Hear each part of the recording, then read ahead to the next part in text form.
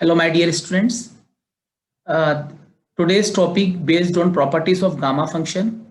And in last lecture, we discussed already two properties of gamma function, in which property number one we solved already, and property two we only discuss formula, right?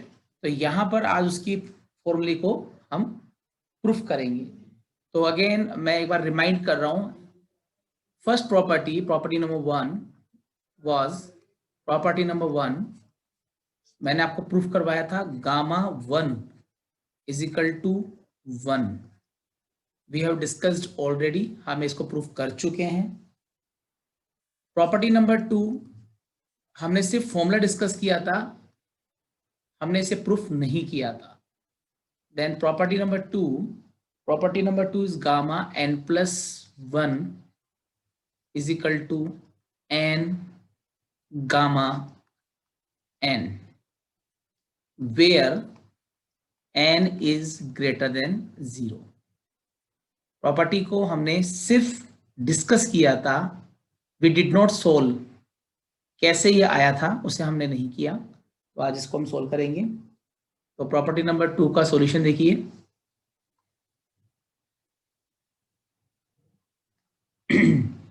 Solution हमेशा property, क्योंकि जब भी आप properties निकालेंगे तो gamma function की definition आप लोगों को पता होनी चाहिए.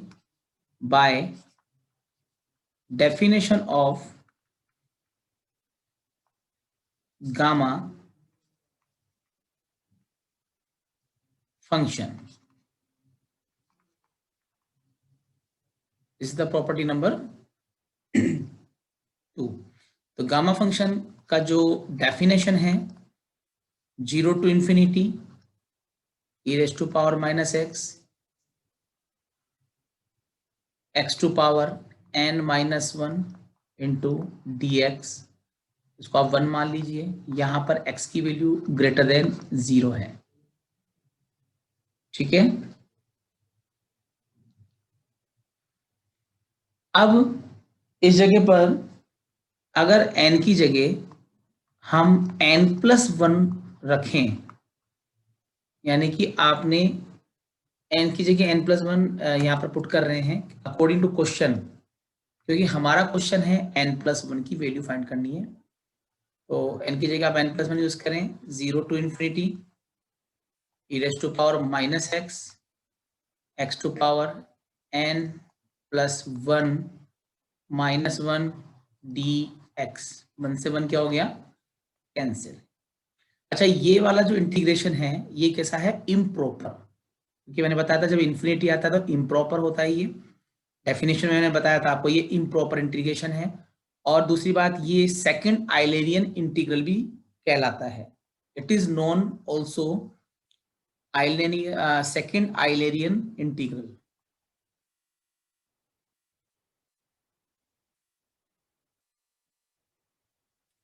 तो अब इसको आप सोल्व करते हैं. 0 to infinity e raised to power minus x to power n dx. अब आपने आइलेट पढ़ा था इन 12th क्लास. आइलेट के अकॉर्डिंग अलजेब्रा, ये तो a हो गया जिसमें xy आता है. एक्सपोनेंशियल यानी e, इसमें e आता है. तो इसके हिसाब से ये आपका फर्स्ट फंक्शन होगा, ये आपका सेकंड फंक्शन होगा. a पहला फंक्शन है, तो रूल आपने बताया था, मतलब किया हुआ है. x टू पावर n को छोड़ेंगे, इंटीग्रेशन करेंगे सेकंड वाले का, e raise to power minus x integration dx dy by dx, और ये पूरी टर्म एज इट इज अंदर लिखते हैं. इस पूरी टर्म को आप क्या करेंगे? एज इट इज यहाँ लिखेंगे. ये आपने आइलेट में ऑलरेडी कर रखा है, ठीक है ना. यहाँ पर इतनी इसमें कोई ऐसे इश्यूज नहीं है. dx यहाँ पर हो जाएगा. ये सब 12th का पार्ट है, क्योंकि 12th के अंदर आपने ये चीजें पढ़ी हुई हैं. इवन 12th की बहुत सारी चीजें यहाँ पर आने वाली हैं. हमारा टारगेट है n गामा n फाइंड करना. With the help of definition, we can solve every property of gamma function. Definition अगर आती है क्वेश्चंस करना इतना ज़्यादा डिफिकल्ट नहीं होगा, ठीक है। अब यहाँ पर लिमिट 0 टू इन्फिनिटी हम लगाना भूल गए हैं, 0 टू इन्फिनिटी, बट यहाँ पर लिमिट नहीं लगानी क्योंकि this is completely part of this integration. अच्छा, यहाँ पर करोगे तो लिमिट जो ये लगा रखा है ये कंप्लीटली इस पे लगेगा, ये रूल है।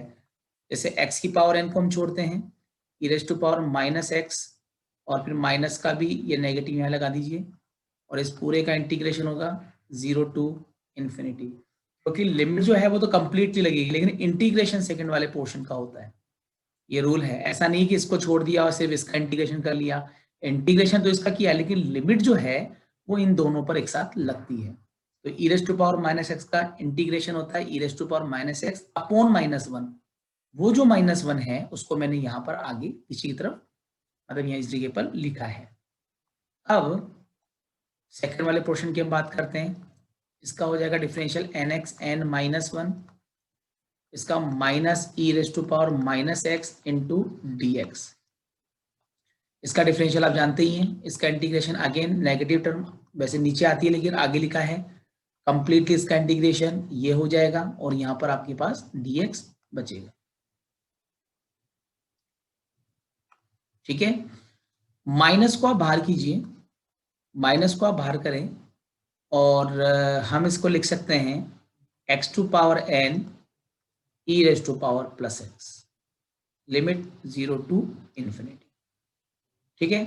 सेकंड वाला पोर्शन में अगर हम देखें तो यहाँ से ये नेगेटिव टर्म और एक नेगेटिव टर्म यहाँ पर है, दोनों नेगेटिव को मिलाएंगे तो ये बनेगा positive, and taking out common n from this term, तो हमारे पास बचेगा e raise to power minus x x to power n minus 1 into d x. आपने यहाँ से क्या किया है, माइनस को माइनस प्लस n को बाहर निकाला है, e raise to power minus x को लिखा है, x to power n minus 1 को यहाँ लिखा है इंटू डी एक्स। अब ये जो टर्म है ना, मैं वापस से एक बार ऊपर जाना चाहूंगा। इक्वेशन नंबर 1 देखिए आप, इसको आप 2 मान रहे हैं यहाँ पर। इक्वेशन 1 को अगर आप देखें तो this is the definition of gamma n। तो हमारा जो क्वेश्चन है उस क्वेश्चन में भी ये क्या है, गामा n, यानी कि ये हो जाएगा n गामा n। तो थोड़ा पीछे ले लेते हैं, कंप्लीटली n का एज इट इज और ये पूरा गामा n की वैल्यू होती है फ्रॉम इक्वेशन नंबर 1। साथ में ये वाली जो टर्म है, ये जो लिखा हुआ है ये कंप्लीटली, मैं इसको एक बार लिख रहा हूं, इसको हम ऐसे भी लिख सकते हैं, limit x tends to infinity x to power n minus limit x tends to infinity 1 upon e raise to power x। हम इसको लिख सकते हैं ऐसा। हो सकता है आप लोगों को नहीं पता हो कि लिमिट्स को, क्योंकि है तो लिमिट ही ना, और लिमिट ये x की लिमिट है, तो पहले इसको लिखते हैं। लगाने से अगर डायरेक्ट लगा सकते थे लेकिन इसका आंसर नहीं आएगा अभी, इसलिए इसको पहले अलग से सोल्व आपको करना पड़ेगा। तो यहाँ पर इन्फिनिटी अभी नहीं लगा रहा हूँ, डायरेक्टली पहले लिमिट लगा दी यहाँ पर, फिर नीचे वाले को आपने माइनस में लिखा है, फिर इसको हम सोल्व करेंगे। दोनों को अलग अलग सोल्व करने पर ये 100% है कि इसकी पूरी वैल्यू आपके 0, सॉरी मैंने एक बहुत बड़ी गलती करी है यहाँ पर, लिमिट पूरे पे लगेगा, लिमिट पूरे पे लगेगा। ये लिमिट पहले अपर लिमिट और फिर lower limit, x to power n e raise to power x। It's my mistake, ठीक है ना। तो यहाँ पर आप इन दोनों को अलग अलग करेंगे इस तरह से। अब यहाँ पर e raise to power minus x infinity upper limit और लोअर लिमिट हमने यूज करी है, तो ये पोर्शन तो हो जाएगा आपका 0। इसे सोल्व करना पड़ेगा।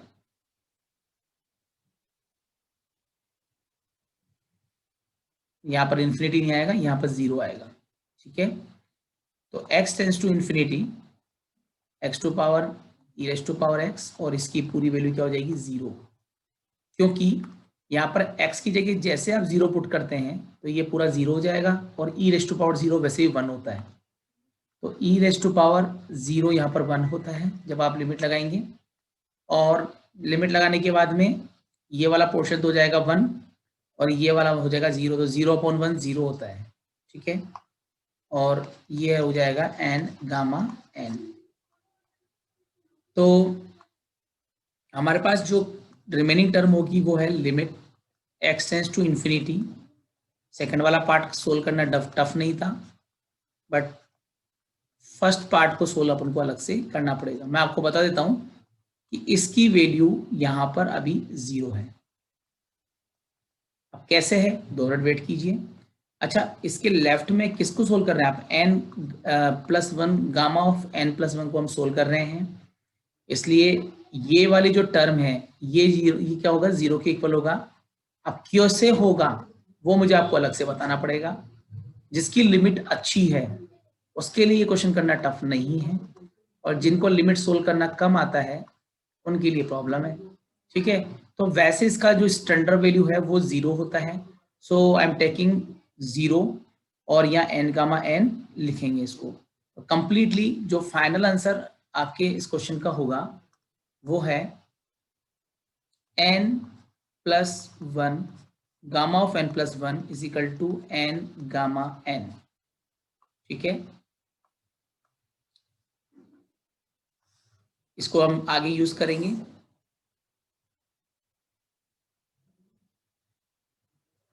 अब क्वेश्चन कंप्लीट तो हो गया, लेकिन माइंड में अभी ये क्वेश्चन चल रहा है कि इसकी वैल्यू 0 क्यों है।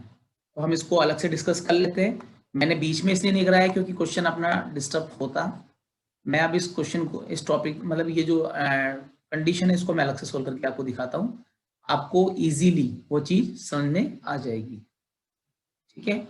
और ये वाला जो पोर्शन है एक्चुअल में ये 0 है, थोड़ा सा इसका ध्यान रख के चलना, x टेंड्स टू 0 है। चलिए देखते हैं ये कंडीशन कैसे आ रही है। नाउ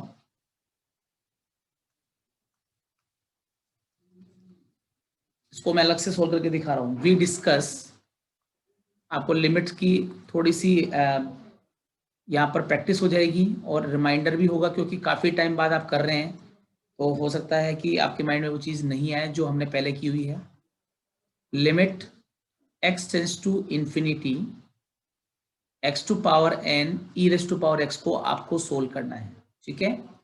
हम बात कर रहे हैं लिमिट की, तो मैं अलग से लिख देता हूँ यहाँ पर कि हम यहाँ पर आपको पता रहे कि हम किस पे काम कर रहे हैं, हम लिमिट्स को डिस्कस कर रहे हैं, ठीक है। चलिए सबसे पहले अगर हम देखें, पहला काम क्या होता है, फर्स्ट वर्क अपना होता है, मैं लिमिट सिखा रहा हूँ आपको, आपको आता है लेकिन बहुत लोगों को ये चीज अच्छी तरह से याद नहीं है और काफी लोग भूल भी चुके हैं, ठीक है। कैलकुलस का पहला पार्ट ही लिमिट होता है, आपको पता हो तो, क्योंकि कैलकुलस करने से पहले, कैलकुलस जब शुरुआत होती है जो वहाँ लिमिट से ही इसकी स्टार्टिंग होती है, उसके बाद कंटिन्यूटी, डिफरेंशिएबिलिटी, फिर इंटीग्रेशन, ये सब कुछ आता है। लिमिट समझ में आएगी तो कंटिन्यूटी आएगी, कंटिन्यूटी आएगी तो डिफरेंशिएबिलिटी आएगी, डिफरेंशिएबिलिटी आएगी तो डिफरेंशियल होगा, डिफरेंशियल होगा तो इंटीग्रेशन होगा, इंटीग्रेशन होगा तो उनकी एप्लीकेशन होगी, उसके अनुप्रयोग होंगे। तो काफी एक दूसरे से लिंक्ड हैं, जुड़े हुए हैं। ये कैलकुलस कहलाता है जिसमें डिफरेंशियल और इंटीग्रेशन आता है, जिसमें लिमिट्स आती है, ठीक है। अच्छा, अब इसमें देखिए सबसे पहला क्या काम करते हैं, सबसे पहले हम लिमिट लगाते हैं। जैसे एक्स की जगह इन्फिनिटी रखा और e raise to power infinity. तो मैं आपको बता दूं कि x की इन्फिनिटी की पावर कुछ भी हो इन्फिनिटी होता है, और e की पावर इन्फिनिटी भी इन्फिनिटी होता है। तो ये आपका infinity form, infinity by infinity हो गया, और हम इसे बोलते हैं इनडिटरमिनेंट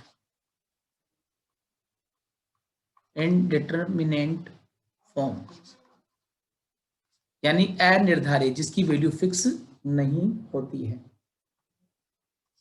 तो आप देख रहे हैं कि यहाँ पर ऐसा हो रहा है लिमिट लगाने के बाद में।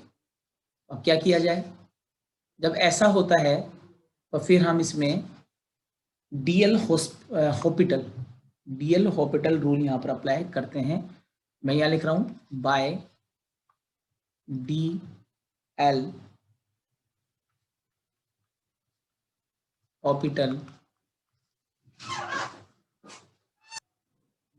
डीएल हॉपिटल रूल या लॉ, इसको हम लॉ भी बोल सकते हैं, रूल भी बोल सकते हैं। इस रूल के अकॉर्डिंग जब आपका 0/0 या इनफाइनाइट बाय इनफाइनाइट अगर बनता है तो हम क्या करते हैं, सेपरेटली ऊपर अलग डिफरेंशियल करते हैं विद रेस्पेक्ट टू एक्स, क्योंकि एक्स का फंक्शन है, और नीचे अलग डिफरेंशियल करते हैं। ये रूल है, ठीक है। तो जब हम जब इसको डिफरेंशियल करते हैं तो हमारे पास आएगा ऊपर n(x(n-1)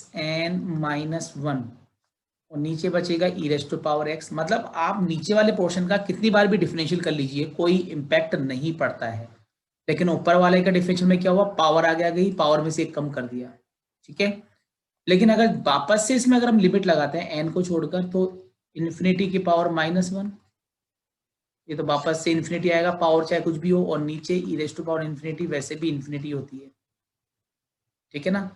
तो जब आप यहाँ पर अप्लाई करते हैं, यहाँ पर इन्फिनिटी टू पावर कुछ भी हो, इन्फिनिटी ही आएगा, और नीचे जब x की जगह इन्फिनिटी रखते हैं तो e⁻∞ इन्फिनिटी ही होता है। तो इसका मतलब है अगेन आपका कौन सा फॉर्म है, इनफाइनाइट बाय इनफाइनाइट फॉर्म। तो by L hospital, sorry hospital, hospital नहीं होता, हॉस्पिटल होता है, हॉस्पिटल लॉ, वापस से इसको हम अप्लाई करते हैं। तो लिमिट यहाँ ये x है, n नहीं है, ध्यान रखना, x टेंस टू इन्फिनिटी। जब आप इसमें लिमिट वापस से इसमें क्या करोगे, हॉस्पिटल के अंदर दोबारा से डिफरेंशियल करोगे। अब जैसे मुझे x की पावर n-1 का करना है सेकेंड टाइम में, तो क्या हो जाएगा, पावर आगे आ जाएगी, और पावर में से एक कम करते हैं तो ये 2 हो जाएगा।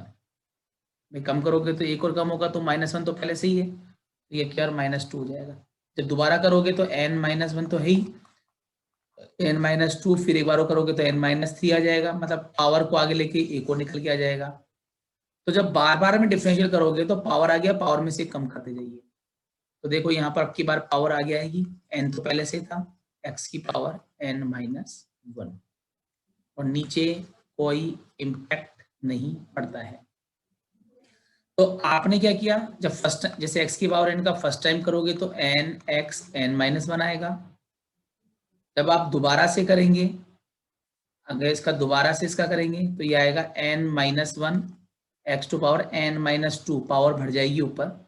अगर इसको दोबारा से करोगे n-1 n-2 आगे आ जाएगा, फिर में n-3 हो जाएगा, फिर दोबारा करोगे n-1 n-2, 3 आगे आ जाएगा, उसमें फिर एक कम हो जाएगा। तो लगातार क्या हो रही है, पावर आगे आती जा रही है। जब इसका किया तो पावर आगे एक कम -1, फिर दोबारा करोगे तो ये पावर आगे आ जाएगी, और यहाँ फिर 2 ले जाएगा, मतलब एक कम हो जाएगा, फिर आगे ले जाओगे, फिर एक कम हो जाएगा, फिर आगे ले जाओगे, फिर ये डिफरेंशियल करने के बाद लगा n टाइम डिफरेंशियल इस तरह से अपन करते हुए जाएंगे, तो ये डिफरेंशियल आपका डायरेक्टली हो जाएगा। तो इस जगह पर यहाँ पर इसको जब हम n टाइम डिफरेंशियल करते हैं, ठीक है, इसको जब हम n टाइम डिफरेंशियल करते हैं तो ये कुछ ऐसा बनता है, limit x tends to infinity n(n-1), फिर जब हम इसको करते जाएंगे n-2 n-3, करते करते करते करते लास्ट में ये कम होता हुआ 3 to 1 तक जाएगा, ठीक है ना, क्योंकि ये मिनिमम की तरफ जाता है हमेशा 1 की तरफ। लेकिन जो ऊपर है ना वो n-n हो जाएगा। क्यों हो जाएगा ये भी देख लो, सॉरी यहाँ पर आप n-1 किया तो 2 आ जाएगा ना यहाँ, क्योंकि पीछे अपन ने n-2 यूज किया था, यहाँ पर इस जगह पर आपको यहाँ पर 2 यूज करना है, क्योंकि लगातार वैल्यू डिक्रीज हो रही है ना इस जगह पर। तो पावर आगे, पावर में से यहाँ देखिए, पहले पावर n(x(n-1) यहाँ पर 1 था, फिर यहाँ पर 2 आ गया, अगली बार में यहाँ 3 आ जाएगा, फिर 4 आ जाएगा, फिर 5 आएगा, फिर 6, तो n टाइम जाओगे तो यहाँ पर n आ जाएगा, क्योंकि ये लगातार डिक्रीज होगा। तो यहाँ पर आपके 2 मतलब 2 3 4 डिक्रीज का मतलब है कि इसमें से कम हो रहा है, बाकी ये वैल्यू बढ़ रही है। तो लास्ट में n टर्म्स तक जाते जाते ये n हो जाएगा, और ये वाली term n, n-1, n-2, n-3, 3, 2, 1 ऐसे इस तरह से इसको लिख सकते हैं। और डिवाइड के अंदर कोई फर्क नहीं पड़ेगा कितनी बार भी इसका आप ये कर ले। तो यहां पर ये जो टर्म है ऑलरेडी जानी पहचानी है, हमने पढ़ा हुआ है पहले। Limit x tends to infinity, इसको हम बोल सकते हैं फैक्टोरियल n, और ये बन जाएगा x टू पावर 0, नीचे बचेगा e raise to power x, factorial 4n या n फैक्टोरियल, एक ही बात है। इसको लिखा है n, n-1, n-2 dash dash dash 3, 2, 1, यानी ये लास्ट में 1 तक जाता है, इस तरह से इसको आप लिखेंगे। तो x की पावर 0 वैसे भी 1 होता है, ये आपको पता है ही।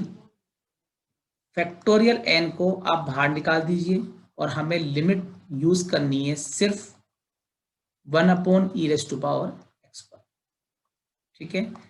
जैसे ही आप लिमिट लगाते हैं तो 1/e rays to power infinity, ठीक है।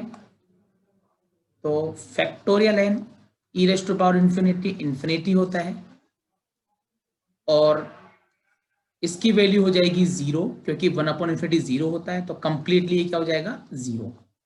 तो बात सिंपल है कि limit x tends to infinity x to power n e raise to power x को सोल्व करेंगे तो ये कंप्लीटली क्या हो जाएगा 0 हो जाएगा। तो मैंने डायरेक्टली वहां पर आपको बताया था कि इसकी स्टैंडर्ड वैल्यू 0 होती है, ठीक है। दिस इज द कंडीशन, ये आपको ध्यान होनी चाहिए।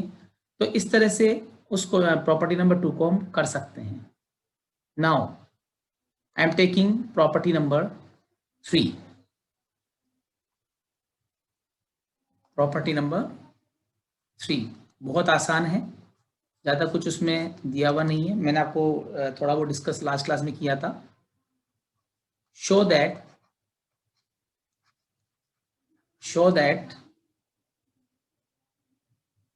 Gamma n+1 is equal to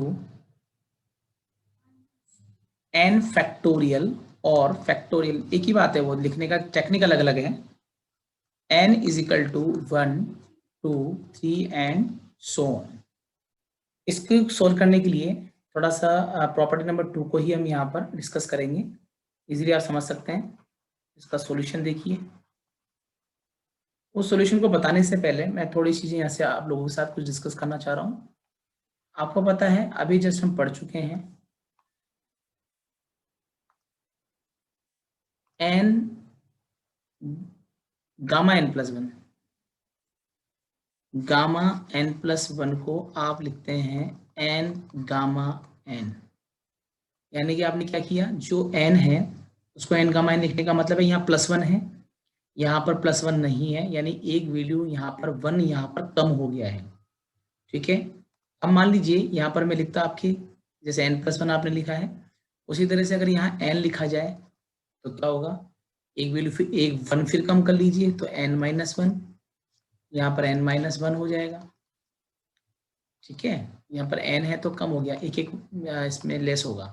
अब मान लो यहाँ n-1 है तो अब वापस से 1 लेस करोगे तो ये 2 हो जाएगा, यहाँ पर ये 2 हो जाएगा। अब मान लो कि n-2 को लेके चलना है तो एक और लेस हो जाएगा n-3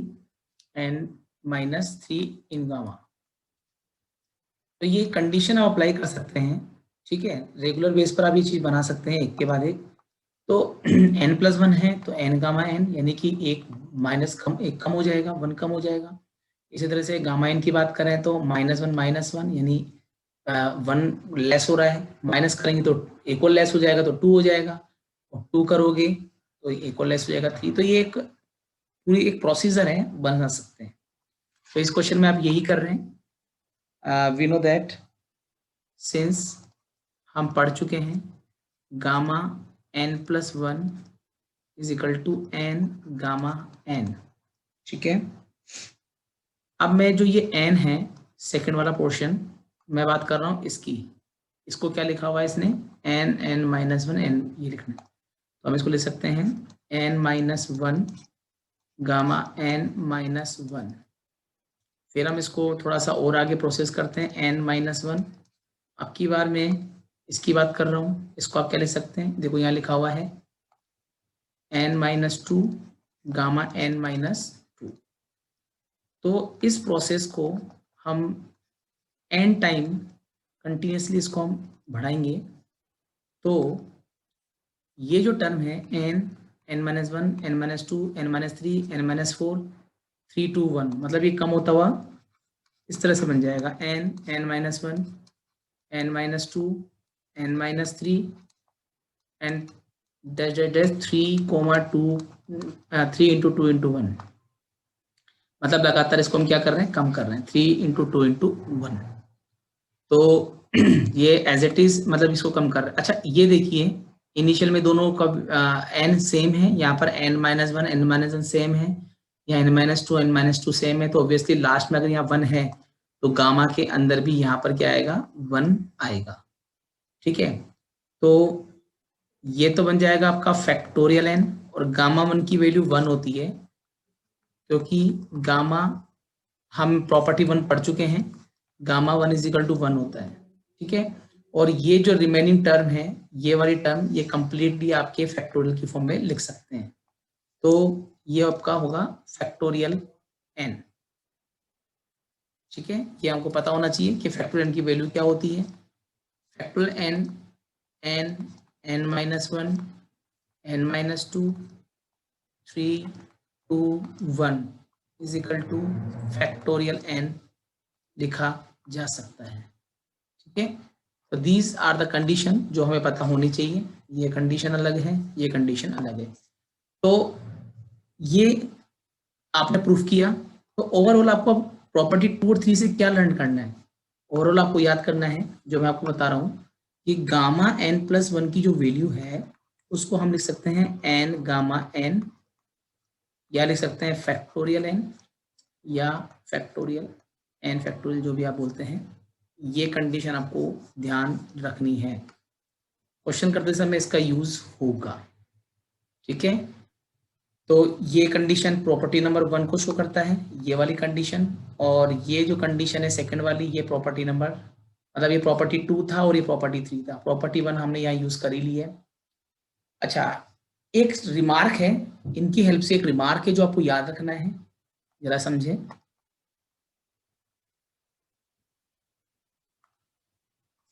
I am taking a remark जो कि यूजफुल है, इससे और रिजल्ट्स निकल के आएंगी। द फॉर्मूला जो अभी अभी आपने सोल्व किया है, या प्रॉपर्टी जो अभी जो प्रॉपर्टीज आपने की थी उनमें से एक है n gamma n।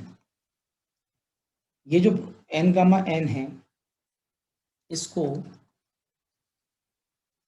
Formula n gamma n+1 n gamma n is called a recurrence. Just a minute, अब एक नई टर्मिनोलॉजी आपके सामने है, रेक्यूरेंस फॉर्मूला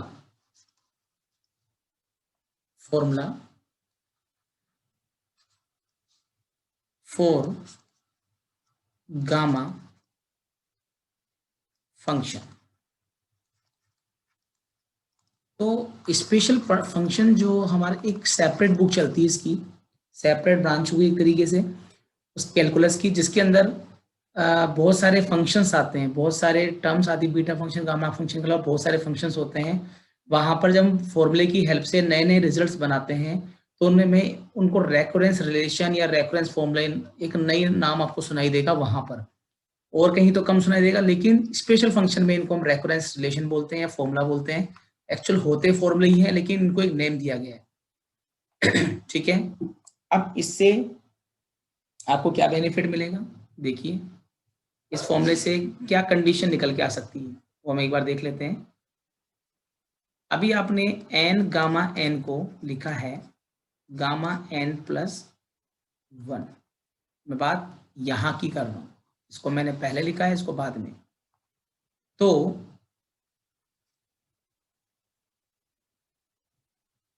गामा n होगा गामा n+1/n।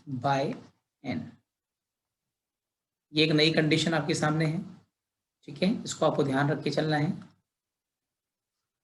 अच्छा, अब आप क्या करेंगे, क्योंकि मैं यहाँ पर नई नई कंडीशंस बनाने की कोशिश कर रहा हूँ। देन पुट अगर सपोज करो मैंने n की जगह 0 पुट किया, तो ये हो जाएगा आपका गामा 0 प्लस 1 अपॉन 0।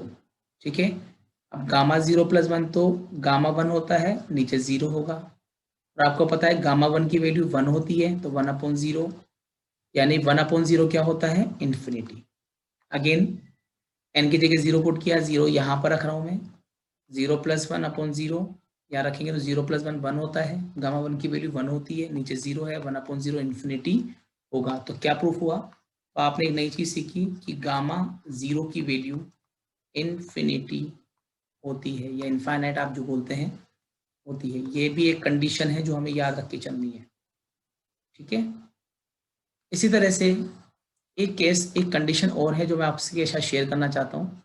ठीक है,